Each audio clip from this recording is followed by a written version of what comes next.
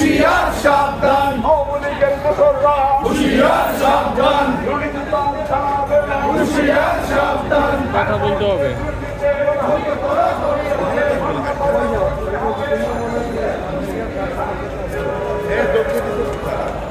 Cousin তো দেখি খুব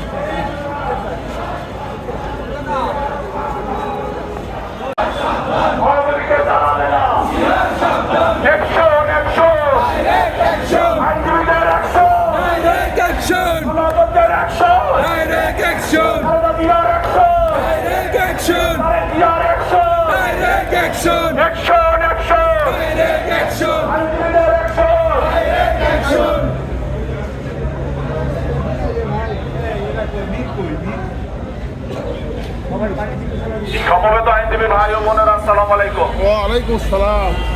বাংলাদেশে প্রতিটি প্রতিষ্ঠান, বিশেষ করে গণতান্ত্রিক এমন কোন প্রতিষ্ঠান ছিল না যেখানে এই খনি হাসিনা গণতান্ত্রিক প্রক্রিয়াকে অব্যাহত রাখতে দিয়েছিল। বাংলাদেশের প্রতিটি গণতান্ত্রিক প্রতিষ্ঠানকে এই স্বৈরাচারী শেখ হাসিনা তার নিজস্ব প্রতিষ্ঠানে পরিণত করেছিল।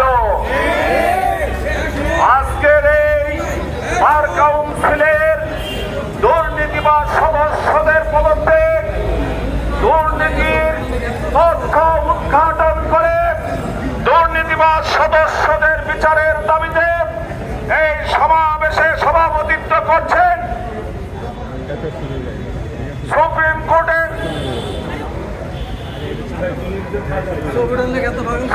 কোর্টের বিশিষ্ট আইনজীবী, এই স্বৈরাচারিণী শেখ হাসিনা কর্তৃক যিনি বারবার কারা নির্যাতিত হয়েছেন, যিনি বারবার হয়রানির শিকার হয়েছেন, গাজী কামরুল ইসলাম সজল।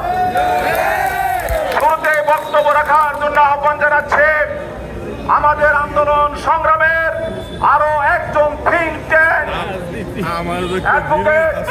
মাহবুবুর রহমান খান, সুপ্রিম কোর্ট বারের সাবেক নির্বাচিত সাধারণ সম্পাদক। আমার তোমার স্বাধীন বাংলা, শত শহীদের রক্তে স্নাত এই বাংলাদেশ, হাজার হাজার আহত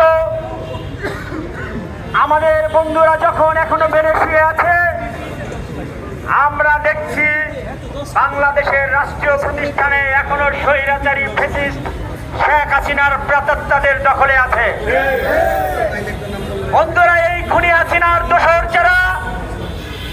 যারা দুর্নীতিবাজ, যারা খুনের সহযোগী, আমরা তাদের বাংলাদেশের রাষ্ট্রীয় প্রতিষ্ঠানে রাষ্ট্রীয় দায়িত্বে আর দেখতে চাই না। আমরা চাই একটা বৈষম্যহীন সমাজ, আমরা একটা গণতান্ত্রিক সমাজ রাষ্ট্র প্রতিষ্ঠা করতে চাই। এই সংগ্রামে আমাদের বহু ছাত্র জনতা জীবন দান করেছে। তারপর যদি আজও আমাদের রাষ্ট্রীয় প্রতিষ্ঠান সহ বিভিন্ন জায়গায় এই খুনির প্রতাপটা থাকে, আমাদের বিবেক কিন্তু মুক্তি পাবে না, আমরা কিন্তু দায় মুক্ত হতে পারবো না। আমরা মনে করি একটি বৈষম্যহীন সমাজ গড়ার জন্য যেখানে যেখানে ফ্যাসিস্ট হাসিনার সহযোগী এবং দোসররা আছে, আগে তাদেরকে সরাতে হবে। এই দোসররা নানা চেহারায়, নানা নামে, নানা বর্ণে, নানা পরিচয়ে এই দেশকে অস্থিতিশীল করার চেষ্টা করবে। আপনারা ইতিমধ্যে দেখেছেন শাহবাগ, চট্টগ্রাম, শহীদ মিনারে এরা এদের ধর্মীয় পরিচয় সহ নানা পরিচয় গোপন করে এই বিজয়কে নস্যাৎ করার ষড়যন্ত্রে লিপ্ত। বন্ধুগণ, আমরা মনে করি এই বাংলাদেশ বার কাউন্সিল আইনের শাসন, মানবাধিকার ও ন্যায় বিচার প্রতিষ্ঠানের ভূমিকা রাখার একটি প্রতিষ্ঠান। এখান থেকে এত বড় গণহত্যা হয়েছে, এত বড় নির্যাতন হয়েছে, একটা বিবৃতি প্রদান করা হয়নি। কারণ এখানে যারা আছে তারা শেখ হাসিনার প্রাতাত্মা, তারা খুনিদের দোসর, আমরা বাংলাদেশের এই রকম কোন রাষ্ট্রীয় প্রতিষ্ঠানে শেখ হাসিনার দোসরদের রেখে আইনের শাসন, মানবাধিকার ও বৈষম্যহীন সমাজ প্রতিষ্ঠা করতে পারবো না। রাষ্ট্র সংস্কারের যে আন্দোলন চলছে, এই রাষ্ট্র সংস্কারের আন্দোলনে প্রথম ধাপ হচ্ছে শেখ হাসিনা সহ ফ্যাসিস্ট খুনিদের দোসরদের রাষ্ট্রীয় প্রতিষ্ঠান থেকে সরানো। নির্যাতিত, নিপীড়িত এবং গণমানুষের কথা যারা বলবে তাদেরকে রাষ্ট্রীয় দায়িত্ব দিতে হবে। আমরা অবিলম্বে দুর্নীতিবাদ, খুনি, ফ্যাসিস্ট শেখ হাসিনার দোষরদের পদত্যাগ এবং তাদের বিচার দাবি করছি। এই বলে আমি আমার সংক্ষিপ্ত বক্তব্য শেষ করছি। সবাইকে ধন্যবাদ।